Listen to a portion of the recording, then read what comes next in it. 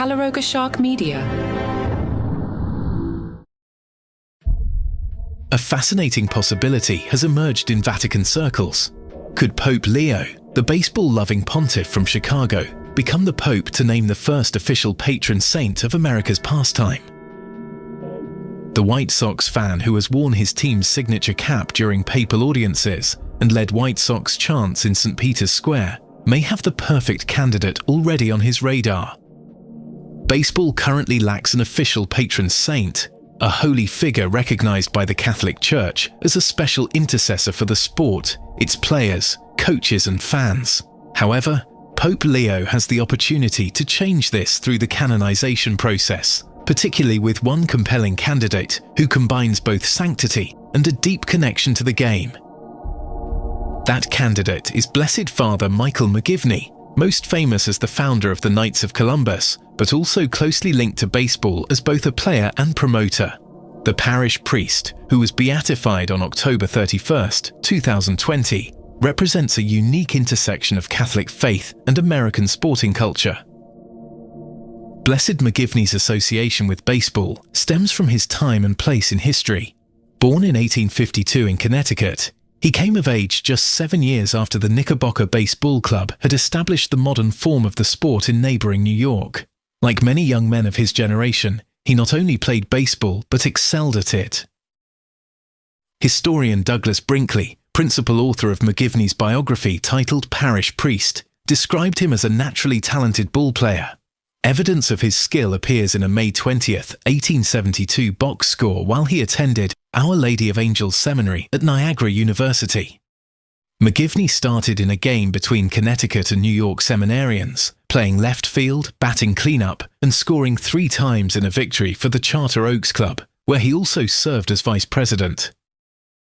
As a parish priest at St. Mary's in New Haven and St. Thomas in Thomaston, Connecticut, Blessed McGivney organized baseball games at parish picnics.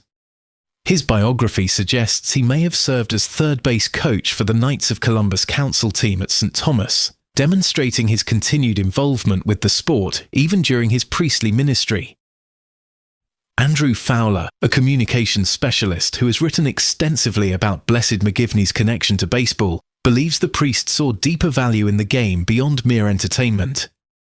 McGivney viewed baseball as a means of building fraternity and community, which aligns perfectly with the mission of the Knights of Columbus organization he founded. The Knights of Columbus continued promoting baseball even after McGivney's death in 1890.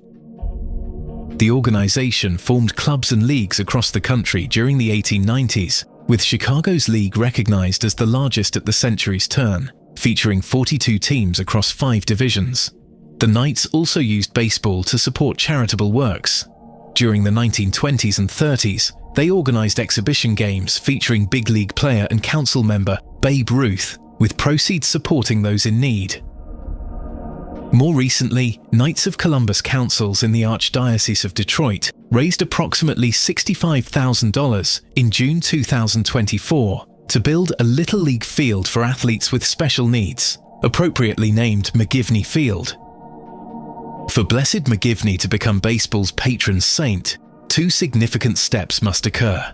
First, he needs canonization, requiring one additional miracle attributed to his intercession to be approved by the Vatican.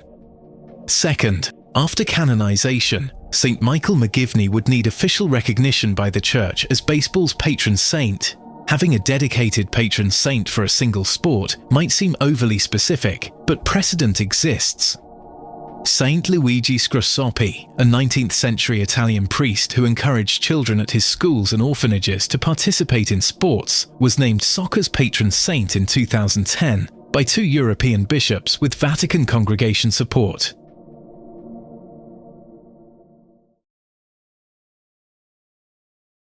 A reminder we are now on a twice-weekly schedule as Pope Leo begins his summer retreat to Castel Gandolfo. On Thursdays, we'll continue bringing you the latest Pope Leo stories and Vatican news updates, while Sundays will feature our historical storytelling series, exploring fascinating papal tales throughout the centuries. This week we'll take a look at the early papacy emerges as a historical mystery. This episode examines the contested evidence surrounding Peter's immediate successors, Linus, Anacletus and Clement, whose leadership established the foundations of papal succession amid persecution and uncertainty. You'll find that in the feed on Sunday.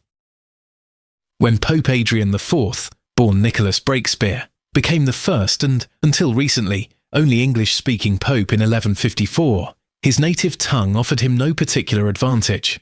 At the time, English wasn't a global language. It was a regional tongue spoken by just a few million people. Even among Englishmen, the language was in transition from Old English to Middle English, meaning Adrian's speech would have sounded foreign, even to many of his contemporaries. More practically, the working language of the Church and European diplomacy was Latin, which Adrian spoke fluently. But even fluency couldn't protect him from a costly misstep. In 1157, he wrote to Holy Roman Emperor Frederick Barbarossa, urging action over the murder of a Scandinavian archbishop. In the letter, Adrian referred to the empire as a beneficium, a Latin word that could mean a fief, implying feudal subordination, a benefice, a church office, or simply a good deed. Adrian meant the latter, but Frederick's court took it as a grave insult, interpreting it as the Pope claiming overlordship. The fallout helped trigger a church-imperial rift that led to a decades-long schism after Adrian's death, which brings us to Pope Leo XIV. While some may describe him as the first modern English-speaking pope, he is not the first ever. That distinction belongs to Adrian. But unlike his 12th century predecessor, Leo presides over a world where English is the dominant global language, spoken by a quarter of the planet. Still, the lesson from Adrian's era holds true. Even the clearest language can fail without clarity of intent, careful diplomacy, and good judgment.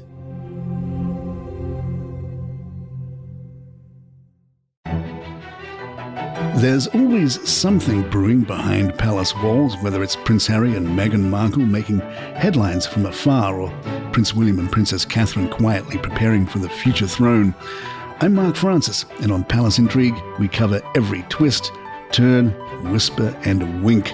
From royal drama to daily gossip, follow Palace Intrigue wherever you get your podcasts. You know the silhouette, the squint, the voice that cuts like a blade. Clint Eastwood isn't just a movie star. He's a myth, a mayor, a cultural fault line, and maybe the last great American icon. Eastwood Reloaded tells his story one chapter at a time. The hits, the flops, the chaos between the scenes. Because legends aren't born, they're built. Eastwood Reloaded. Listen now wherever you get your podcasts.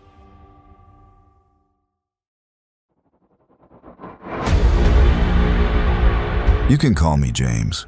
I spent 23 years designing aircraft that officially don't exist for agencies you think TV made up. Until I started asking the wrong questions.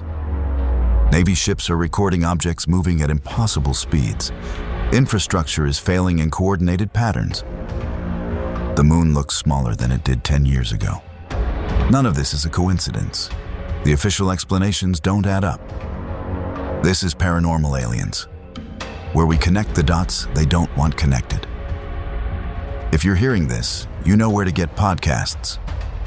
Follow Paranormal Aliens. New episodes weekly until they shut me down.